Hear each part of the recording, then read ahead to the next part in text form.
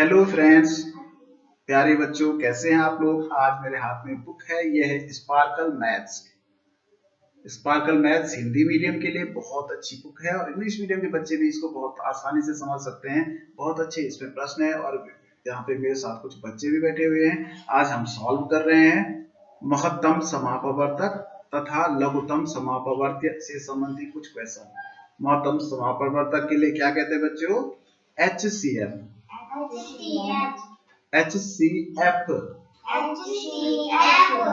HCF का मतलब होता है हाईएस्ट कॉमन फैक्टर और ये होता है लोएस्ट कॉमन मल्टीपल। अभी हम सीखेंगे मल्टीपल क्या होते हैं। वैसे तो पहले मैंने बताया है, फिर आप लोग भूल गए होंगे, तो आज हम फिर से सीखेंगे मल्टीपल भी, फैक्टर भी। तो आज हम हल करेंगे प्रश्नावली 4.1 वाले, ठीक है। 4.1 प्रश्नावली सॉल्व करेंगे और इसमें सबसे पहले हम यहाँ पे पहला प्रश्न क्या है, निम्नलिखित संख्याओं के महत्तम समापवर्तक ज्ञात कीजिए। 900 निकालना है आप लोगों ने। क्या निकालना है? 900 निकालने की दो विधियां मैंने आपको बताई थी, एक अभाज्य गुणनखंड वाली विधि, एक भाग विधि। तो चलो अभाज्य गुणनखंड से पहले हम निकालते हैं। इसमें अभाज्य गुणनखंड हम अलग अलग भी निकाल सकते हैं और एक साथ भी निकाल सकते हैं। देखो अलग अलग मैं पहले सिखाता हूँ, सारी विधियों से सीखना है। पहले हम 90 के निकालेंगे, अभाज्य गुणनखंड निकालना भी सीख जाओगे। अभाज्य संख्याओं से भाग देना है तो अभाज्य गुणनखंड निकालते हैं। यहाँ 96 के, यहाँ 168 के। ध्यान से देख रहे हो? 3 नहीं, तो यहाँ सबसे पहले 2 का जा रहा है इसमें, देखो क्योंकि इसकी इकाई में 0 है। जिसकी इकाई में 0, 2, 4, 6, 8 होता है, उसमें 2 का भाग जाता है, तो हमने 2 चक 8। और यहाँ पे देखिए 1 बचा, 10 हुआ, तो 2 पंजे 10। तो वैसे भी 45 गुणा 90 होता है। अब देखो इसमें 2 का भाग नहीं जाएगा, क्यों नहीं जाएगा बताओ? 5 है, जिसकी इकाई में 5 होता है उसमें 2 का नहीं जाता है। तो जिसकी इकाई में 5 होता है उसमें 5 को तो जाता ही नहीं जाता है। 5 को दे सकते हैं, 5 5 9 45। अब देखो 3 3 9 और 3 एकम 3। जब यहाँ 1 आ जाए तो समाप्त हो जाता है। तो इसके गुणनखंड क्या है भाई? 2 गुणा 5 गुणा 3 गुणा 3। इसको हम गुणा में भी लिख सकते हैं, फिलहाल इसको ऐसे ही रहने दीजिए। फिर इसके निकाले तो इसमें 2 का भाग देंगे, 2 चौको 8। ऐसे तो देते। ध्यान से देखो कैसे दे रहा हूं मैं भाग, आपको सीखना है, क्योंकि 9 से ज्यादा नहीं बोलना पड़ा और 2 के पारे में 9 नहीं आता। लेकिन इसमें मैंने क्यों बोला कि 2 का भाग जा रहा है? क्योंकि इसकी इकाई में 6 है, तो 2 चौको 8, यहाँ से 1 बचा है। देखो 1 6 के साथ मिलेगा तो कितना बनेगा? 16। तो 2 8 16। अब देखो फिर 2 का जा रहा है, 2 दूनी 4, 2 चौको 8। फिर 2 का जा रहा है, 2 एकम 2, 2 दूनी 4। फिर 2 का जा रहा है, 2 छक्का 12। फिर 2 का जा रहा है, 2 3 6। फिर 3 का जा रहा है, 3 एकम 1 8। फिर यहाँ देखो 2 का जा रहा है, 2 8 16, 2 चौको 8। फिर 2 का जा रहा है, 2 चौको 8 और 2 दूनी 4। फिर 2 का जा रहा है, 2 दूनी 4, 2 एकम 2। अब 21 में देखो किसका जा रहा है? 3 का जा रहा है, 3 7 21। साथ में 7 ही का जाता और किसी का नहीं जाता, 7 एकम 7। तो ये आगे अभाज्य गुणनखंड देखें, ध्यान से देखना। पहले हमने 90 के अलग निकाले, 96 के अलग और 168 के अलग। अब हमने जो 900 होता है, 900 कौन सा होता है? ऐसे गुणनखंड छानने जो तीनों में हो। तो ये 2 इसमें भी है, इसमें भी है, इसमें भी है। तो तीनों 2 के बदले हमने 1 की 2 लिख दिया। ध्यान से समझो, तीनों 2 के बदले हमने क्या लिया? 1 2। अब देखो इसमें दूसरा 2 नहीं है ना, तो 2 तो सब छूट गए। इसमें 1 ही 2 था ना। अब 2 के बाद बड़ा क्या है? 3। अब 3 देखो तो इसमें तो 3 है, 2 बार है, इसमें भी 1 बार 3 है, इसमें भी 1 बार 3 है, 1 बार है यहाँ 3। तो इसका 1 3, ये 1 3, तीनों यहाँ भी 2 तीनों के बदले 1 3, 1 1 3 हमने तीनों से लिया तो गुणा 3 हो गया, ठीक है। उसके बाद देखो कोई संख्या ऐसे जो सब में हो नहीं है। ये 5 यहाँ है, यहाँ 5 तो है ही नहीं, यहाँ 7 है, इन दोनों में 7 तो है ही नहीं, और न तो कोई भी संख्या ऐसी नहीं है जो तीनों में। तो इसका मतलब 3 दूनी 6 है। इसका जो 900 निकला वो 6 निकला। क्या समझे? 900 में हम पहले अभाज्य गुणनखंड ज्ञात करते हैं और उसके बाद देखते हैं जो गुणनखंड सब में हो वही 900 होते हैं। क्या? जो गुणनखंड सभी में हो वही 900। एक विधि तो ये हो गई। दूसरा तरीका है, हम क्या करेंगे, इनको एक साथ भी निकाल सकते हैं 900। देखो 90, 96, 168। देखो इसमें 2 का भाग जा रहा है, इसमें भी 2 का जाएगा, इसमें भी 2 का जाएगा। तो मौसम में हम केवल उन संख्याओं से भाग देते हैं जो जिनका भाग सब में जाता है।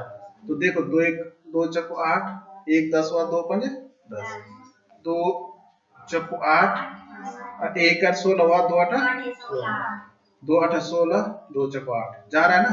अब देखो 2 का भाग नहीं जाएगा सब में, क्योंकि यहाँ 5 आ। अब 2 के बाद हम 3 देखते हैं, तो यहाँ 5 और 4 9 होता है जोड़ के, तो इसका मतलब इसमें 3 का भाग जाएगा। यहाँ 8 और 4 12 होता है जोड़ के, इसका मतलब 3 का भाग जाएगा। और यहाँ भी 8 और 4 12 हो रहा है, तो इसका मतलब 3 का भाग जाएगा। तो देखो 3 एकम 3, यहाँ 1 बचा 15 हुआ, 3 पंजे 15, 3 एकम 3, यहाँ भी 1 बचा 18 हुआ, 3 छक्का 18, यहाँ 3 दूनी 6, यहाँ 2 बचा 24 हुआ, 3 8 24। अब देखो इसमें 5 का जा रहा है, 3 का जा रहा है, इसमें 2 का जा रहा है, 5 का भी नहीं जा रहा, 3 का भी नहीं जा रहा है। तो अब ऐसी कोई संख्या नहीं है जिसका भाग तीनों में जा रहा है। न तो 2 का जा रहा है तीनों में, न तो 3 का जा रहा है, न तो 5 का जा रहा है, न तो 7 का जा रहा है। तीनों में जाना चाहिए भाग। न तो 11 का जाएगा, न 13 का जाएगा, न 15 का जाएगा। 15 तो अपाज्य संख्या नहीं, 13 का। तो इसका जो देखो 902 ही आया, तो 2 गुणा 3 900 हो गया। तो यानी 2 तो यहाँ 6 होते थे। ठीक है ना। दूसरी विधि। तीसरी विधि सबसे सरल होती है और सबसे ज्यादा इसी से करते हैं। मैंने बताया था 900 निकालने, महत्तम समापवर्तक निकालने के लिए हम सबसे छोटे का भाग उससे बड़े में देते हैं। तो 90 का भाग 96 में दिया, 90 कम, यहाँ घटा के बचा 6। तो फिर क्या करते हैं, इस 6 का भाग इस 90 में देते हैं। तो 6 कम, यहाँ 9 में से 6 गया, 3 बचा, यहाँ 0 उतरा, तो 6 पंजे 30। तो देखो 6 से बाहर चला गया तो 906 हो गया, लेकिन ये 900 किसका आया, 6 इन दोनों का। अभी इसका नहीं निकाला हमने, तो हम फिर 6 से भाग इसमें देंगे 168 में। तो 6 दूनी 12, 6 3 18 ज्यादा था, तो 6 दूनी 12। अब यहाँ देखो 6 में से 4 2 गया, 4 48, 6 8 48। तो देखो इसमें भी भाग जा रहा है 6 का 168 में। तो इसका मतलब तीनों का 906 हो गया। तो सबसे सरल था कि नहीं था। अब 900 क्या होता है, 900 का मतलब वो बड़ा से बड़ा गुणनखंड जिसका भाग इसमें भी जाता हो, इसमें भी और इसमें भी, तीनों में। ठीक है। 900 में बड़ा शब्द आता है, लेकिन होता है वो सब इन तीनों से छोटी संख्या 900। और 900 निकालने को बोलेंगे तो इससे बड़ी संख्या उत्तर आएगी। अब देखो इसमें इसको किस विधि से करेंगे, भाग विधि से कर दें। तो हम क्या करेंगे, भाग विधि से 45 का भाग देंगे। किसमें देंगे 45 का भाग, 60 में कि 75 में होता है, 60। उससे बड़े में देते हैं। 45 से कम, 10 में से 5 गए 5, यहाँ 5 बचा है, 5 में से 4 गए 1। फिर 15 का भाग किसमें देंगे, 45 इस 45 में देते हैं, इधर वाले इसमें। ठीक है ना। 15 3 45। तो इन दोनों का देखो 915 आ गया, लेकिन इन दोनों का है 915, 45 60 का 75 भी है। तो हम 15 का भाग 75 में भी देंगे तो जाता है कि नहीं, 15 5 75 देखो जा रहा है। तो तीनों में जा रहा है, तो 915 ही हो गया। तीनों में अगर भाग जा रहा है तो 900 क्या हो गया, 15। कुछ समझ में आया। देखो 64 है, 96 है, 112 है। इसमें भी क्या करेंगे, हम सबसे छोटे का भाग उससे बड़े में देंगे। तो 64 का भाग हम किस में देंगे, 96 में। तो देखो हम क्या करते हैं, इसको भाग देने के लिए, क्योंकि इसमें भी 2 अंक है, इसमें भी 2 अंक है, ये बड़ा है तो भाग जा रहा है, तो इसका 4 दबा दो, इसका 6 दबा दो। अब 6 का भाग 9 होता, बोलो 6 का पारा, तो 6 कम 6, 6 तो नहीं 12 ज्यादा हो रहा, तो एक ही बार जाएगा। तो 64 एकम 64 हो। 6 का तो केवल अंदाज के लिए क्या ना करना, क्या है 64 एकम 64। 6 में से 4 गया 2, और यहाँ 9 में से 6 गया। अभी देखो फिर हम क्या करेंगे, 32 को भाग देंगे 64, 32 गुणा 64 होता है। इन दोनों का 900 तो 32 आ गया। 32 का भाग देना भाई 112।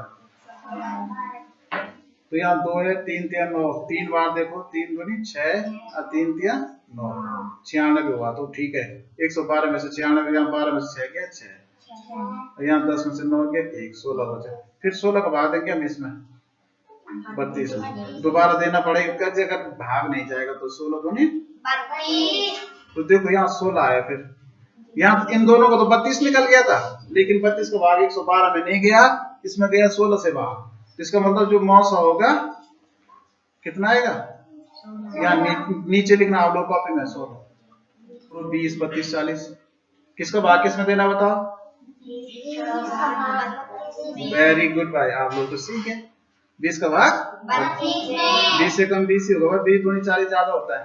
यहाँ 2 बचा, 1 12 बचा, फिर 12 का भाग हम 20 में देंगे, फिर देखो 12 कम 12 दूनी 24 ज्यादा हो रहा है ना, तो यहाँ 10 में से 8 2 गया, 8 बचा, फिर 8 का भाग हम 12 में देंगे। देखो देते रहे ना भाग जब तक है इस 12 में, फिर 8 कम 8, फिर घटा के बचा 4, फिर 4 का भाग हम इस 8 में देंगे, 4 दूनी 8, तो 904 आया भाई।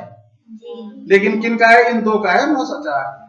अभी 40 अलग है तो 4 का भाग हम 40 में भी देंगे, तो 40 में तो जाता है 4 कम 4, अब ये 0 बारी भाग देंगे 0 तो जा रहा है, तो इसका मतलब 900 कितना हो गया 4। तो यहाँ पे थोड़ा समझना होगा, मतलब 4 ऐसी बड़ी से बड़ी संख्या है जिसका भाग इसमें भी जाता है। 4 देखो 4 20 और 4 8 32 और 4 संख्या, तो यहाँ पे ये सब 4 से बड़ी कोई संख्या नहीं जिसका भाग तीनों में जाता हो। 4 सबसे बड़ी संख्या है जिसका भाग इन तीनों में जाता है। 900 का वही मतलब होता है।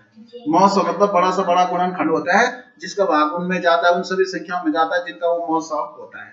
अब यहाँ देखो 42 है, 48 है, 60, तो हम क्या करेंगे 42 का भाग देंगे 48, 42 से कम 42 घटाओ 8 में से 2 गया 6 का भाग फिर 42 में देंगे, 6 7 42 कुछ भी नहीं बचा। तो यहाँ 6 आ गया, लेकिन 6 आया इन दोनों का, अभी 60 भी है तो 6 का भाग हम 60 में देंगे, तो हमें पता 6 कम 6 होता है। अब 0 में 0 ही बार भाग जाए तो 10 का 60 होता है कि नहीं, तो इसका मतलब 6 का भाग इसमें भी जा रहा है, तो तीनों का 900 कितना आ गया 9 समापवर्तक बराबर 6 आ गया। 27 81 90, तो 27 का भाग हम 81 में देंगे भाई, तो 27 3 81 होता है बेटा, 3 7 21 का 1 हासिल 2 3 2 6 तो 8, तो इन दोनों को तो 27 ही आ गया। अब 90 में देंगे 27 का भाग, किसमें देंगे 90 में, तो 27 3 81, 3 7 यहाँ पे नहीं क्या हमने 27 3 81। अब यहाँ देखो 10 में से 1 गया 9 बचा, फिर 9 का भाग हम किसमें देंगे इस 27 9 3, तो देखो भाग चला गया, तो जो 900 आएगा ना तीनों का, तो कितना आएगा 9 आएगा। कुछ समझ में आया। देखिए निम्नलिखित संख्याओं का अभाज्य गुणनखंड विधि द्वारा महत्तम समापवर्तक निकालिए। महत्तम समापवर्तक, समापवर्तक का मतलब होता है समान, ये पहले आप लोग समझ जाओ इसको, समान अपवर्तक, अपवर्तक होते हैं गुणनखंड भाई। तो जो समान गुणनखंड हो मतलब जो दोनों में होगा, क्या जो दोनों का समान हो एक जैसा हो उसको, तो महत्तम का मतलब सबसे बड़ा अपवर्तक खोजना है जो दोनों में हो या तीनों में हो। समझ में आया। अपवर्तक होते हैं गुणनखंड, पहले गुणनखंड मैंने बताया था, आप लोग भूल गए मुझे लग रहा है। जैसे मैं बोलूंगा 10 के गुणनखंड क्या है, तो 10 में किस किस का भाग आता है, देखो यहाँ 1 मैंने बोला था 1 का जाता है और 1 10 का स्वयं का जाएगा, तो यहाँ 1 लिख दो, यहाँ 10 लिख दो। फिर हम किसका जा रहा है 10 में, 2 का भी जा रहा है, 2 पंजे 10, देखो 2 पंजे 10, तो यहाँ 2 लिखो, यहाँ 5 लिखो, तो 2 के बाद कोई बड़ी देखो 3 का भी नहीं जाता, 4 का भी नहीं जाता, तो 10 के गुणनखंड क्या क्या हो गए अपवर्तक बोलेंगे इनको, 1 2 5 10। अब मैं बोलूंगा 15 के, तो हम यहाँ 15 लिखेंगे, यहाँ तो 1 का भाग सब में जाता है, अब 15 का भी 15 में जाएगा, ठीक है ना। अब देखो 2 के पार में आता है 15 नहीं, 3 के आते हैं, 3 पंजे 15 होता है ना 3 के पारे में, तो 3 का जाएगा तो 5 का भी जाएगा, 5 है 3 के बाद 4 का नहीं जाता, 5 तो ऑलरेडी आ गया। इसका मतलब कोई संख्या नहीं है जिसका भाग इसमें जाता हो। तो 15 के अपवर्तक क्या क्या हो गए, 1 3 5 15, समझ में आया। ये 10 के अपवर्तक हुए, ये 15 के अपवर्तक। अब देखो इसमें कोई अपवर्तक ऐसा है जो दोनों में हो, एक तो 1 है समान अपवर्तक क्या क्या हो गए? समान अपवर्तक, अपवर्तक कहते हैं, गुणनखंड भी कहते हैं, समान गुणनखंड। तो एक हो गया, एक दोनों 5 हो। अब लेकिन इसमें महत्तम समापवर्तक क्या होगा? दोनों का महत्तम मतलब सबसे बड़ा, तो सबसे बड़ा 5 है तो 5 हो। तो जो 900 हो जाएगा इसका 5 हो जाएगा। अब देखो इसी सवाल को अगर हम भाग विधि से करें तो मैंने बोला 10 और 15, तो हम क्या करते हैं? 10 का भाग 15 में देते हैं, 10 एकम 10, यहाँ बचा 5। अब 5 का भाग किस में देंगे फिर? 10 में, तो 5 दूनी 10। तो देखो 905 आएगा कि नहीं आएगा? कैसे भी निकालो तो 905 ही आएगा। तो वैसे ही समझ में आया? तो ये अभाज्य गुणनखंड विधि से हमने निकालने हैं 60 के 96 के। तो हम क्या करते हैं? यहाँ पे 60 लिखते हैं और यहाँ 96। हम उन्हीं संख्याओं का भाग देंगे जिन 900 में, उन्हीं संख्याओं का भाग देते हैं जिनका भाग दोनों में जा रहा हो या सब में जा रहा हो, 2 से ज्यादा है। तो यहाँ 2 ही है, तो किसका जा रहा है दोनों में? बताओ। इसमें 2 का जा रहा है, इसमें भी 2 का जा रहा है, तो 2 का ही देते हैं सबसे पहले। 2 दिया 6 और 0 में 0 ही बाहर। यहाँ 2 चको 8, 1 बचा, इसका 16 बन गया, 2 8 16। अब देखो फिर किसका जा रहा है? देखो फिर 2 का जा रहा है, 0 में भी जा रहा है या 8 में भी जा रहा है, क्योंकि यहाँ इकाई में 8 है, यहाँ 0 है। तो 2 का देखे तो 2 एकम 2, 1 बचा 10 हुआ, 2 पंजे 10, 2 दूनी 4, 2 चको 8। अब किसका जा रहा है बताओ? देखो 2 के बाद 3 दे दो, 3 पंजे 15, 3 8 24 जा रहा है, तो 3 का देंगे 3 पंजे 3 8 24। अब देखो इसके बाद कोई संख्या नहीं है जिसका भाग 5 में भी जाता और 8 में जाता। 2 के बाद 3 कभी नहीं जाता, 5 कभी नहीं जाता, 7 अभाज्य संख्याओं से भाग देते हैं। तो जो 900 होगा, 900 कैसे निकलेगा इसमें? देखो 900 बराबर 2 गुणा 2 गुणा 3, 2 दूनी 4, 4 तिया 12, तो 900 आ गया 12। ठीक है ना? अभाज्य गुणनखंड विधि से हम निकाल रहे हैं, तो 45 और 84 का निकालिए अभाज्य गुणनखंड विधि से। घर में आप लोगों ने निकाल के दिखाना है, ऐसे भी खींच सकते हैं लाइन, कैसे भी खींचो, ठीक है ना? ये अलग अलग है तो 45। हमें अभाज्य गुणनखंड विधि से हमें ऐसी संख्या से भाग देना है जिसका भाग दोनों में जाता हो। तो कौन सी संख्या? देखो 2 का तो जा नहीं सकता, यहाँ 5 है, तो 3 का देखते हैं तो 5 और 4 9 और 8 और 4 12, तो इसका मतलब 3 का भाग 12 में भी जा रहा है, तो इसका मतलब इस पूरी संख्या में जाएगा। 3 की विभाज्यता का नियम आपको पता है ना? तो हम 3 से भाग करेंगे, 3 एकम 1 बचा 15 हुआ, 3 पंजे 15, 3 दूनी 6, 3 दूनी 6। अब यहाँ 2 बचा 24 हुआ, 3 8 24। ठीक है? अब देखो कोई संख्या 3 का भाग 15 में तो जा रहा है, लेकिन 8 8 तो 10 इसमें नहीं जाएगा, इसकी इकाई में 8, इनका जोड़ 10 हो रहा है, तो 3 के बाद 5 का भी नहीं जाएगा, 7 चौको 28, लेकिन 7 इसमें नहीं जाता। ठीक है ना? 7 के बाद जो है 11 अभाज्य संख्या है, तो 11 का भाग किसी में भी नहीं जाता, 11 के बाद 13 है तो 13 का भी नहीं जाता। तो इसका मतलब केवल 3 ही ऐसी संख्या है जिसका भाग दोनों में जा रहा है, तो 900 जो है ना 3 ही होगा। क्या होगा? 3। इन तीनों का देखो तो सबसे छोटा, हम तीनों के गुणनखंड निकालेंगे, 56 64 88। इसमें किसका भाग देंगे? पहले देखो इसकी इकाई में 6 है, इसकी इकाई में 4 है, इसकी इकाई में 8, किसका जा रहा है? तीनों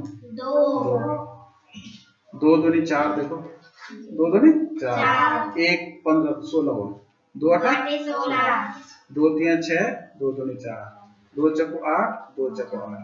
अब देखो इकाई में 4 है, 2 है 8, तो इसका मतलब 2 का फिर जाएगा, 2 एकम 2, 2 चको 8, 2 एकम 2 हुआ देखो, लेकिन यहाँ पे 3 है तो कितना बचा?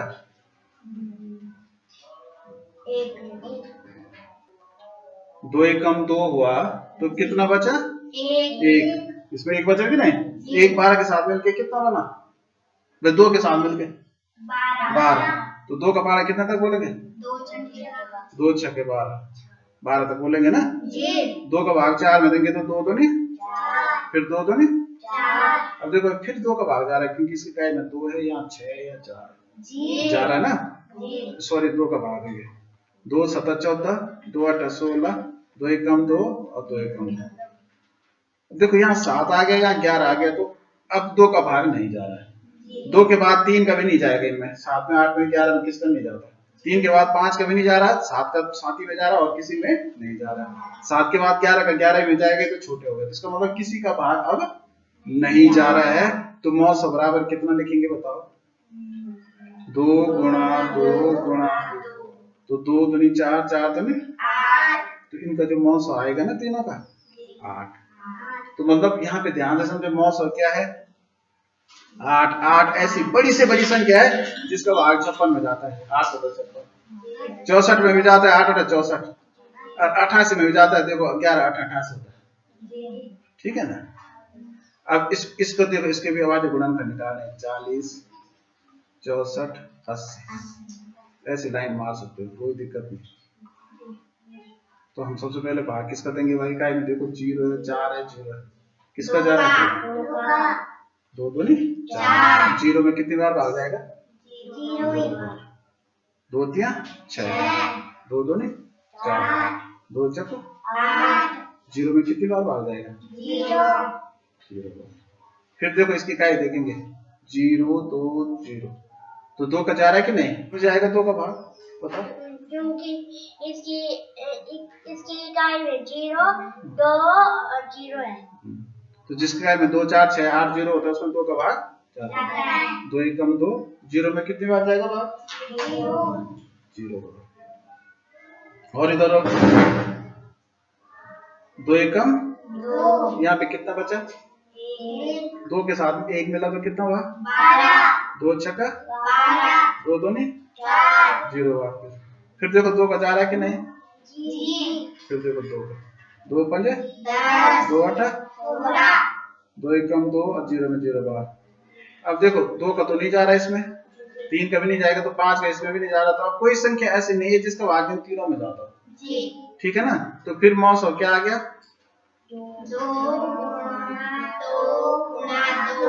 2 दूनी 4 4 दूनी 8 आ गया।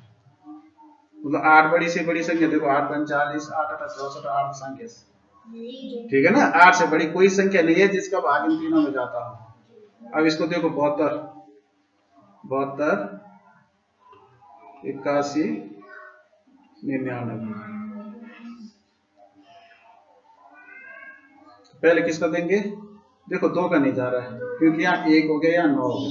3 का देखो तो 7 2 9, 8 1 9, 9 9 18 जा रहा है। तो 3 का देखो 3 2 नहीं 6 करेंगे। यहाँ पे कितना बचा? 2 का कितना बना? 12, 3 चक्कू 12, 3 का भाग 8 में कितनी बार जाएगा बताओ?